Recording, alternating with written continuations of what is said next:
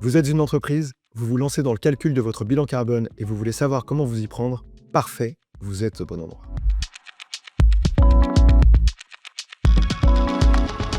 Le bilan carbone, c'est une méthode de calcul développée il y a un peu plus de 20 ans par l'ADEME, l'Agence de transition écologique française, puis portée par l'association de bilan carbone depuis 2011. L'objectif du bilan carbone, c'est de fournir une analyse rigoureuse et exhaustive des émissions de gaz à effet de serre, directes et indirectes d'une organisation.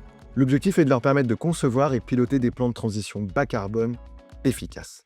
En gros, la méthode bilan carbone permet de calculer votre empreinte carbone et de la réduire.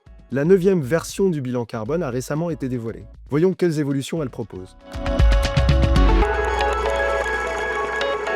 Elle introduit 3 niveaux de maturité pour l'entreprise. Le premier niveau est le niveau initial. C'est le niveau de maturité qui correspond au niveau le moins avancé, qui permet de répondre aux exigences du BGES réglementaire, c'est-à-dire principalement le scope 1 et 2.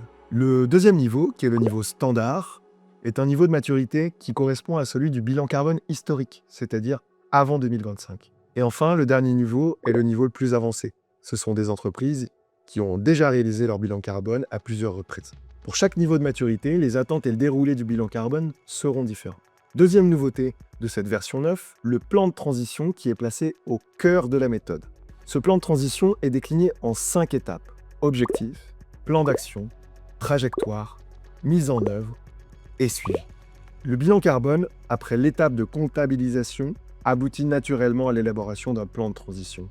Son objectif ultime est d'aider à vous décarboner autant que possible, en vous aidant à prendre les bonnes décisions stratégiques.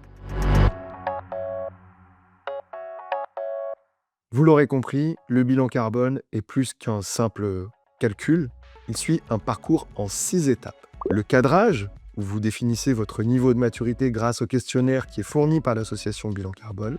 La définition du périmètre d'analyse, pour déterminer quelles sont les activités, les sites et les sources d'émissions qui devront être prises en compte. La mobilisation des parties prenantes. La méthode inclut en effet des messages à leur transmettre pour les inciter à passer à l'action. Le calcul des émissions de gaz à effet de serre à proprement parler, qui s'effectue grâce à des facteurs d'émissions qui permettent de convertir vos données d'activité en émissions de CO2. Le plan de transition, qui est le plan d'action pour votre empreinte carbone. Il comprend des objectifs de réduction basés sur la science, une série d'actions quantifiées et une trajectoire crédible. Et enfin, dernière étape, la restitution du bilan carbone. Ici, vos émissions sont réparties par catégorie d'émissions dans les 3 périmètres, ou scopes, et cette restitution est un premier pas vers un plan de transition et la définition d'indicateurs de suivi. Éventuellement, un audit de votre bilan carbone par une tierce partie peut être réalisé. La plateforme Sweep est conforme à la méthode bilan carbone. Elle vous permet de collecter facilement les données nécessaires à sa réalisation et à sa publication dans le bon format.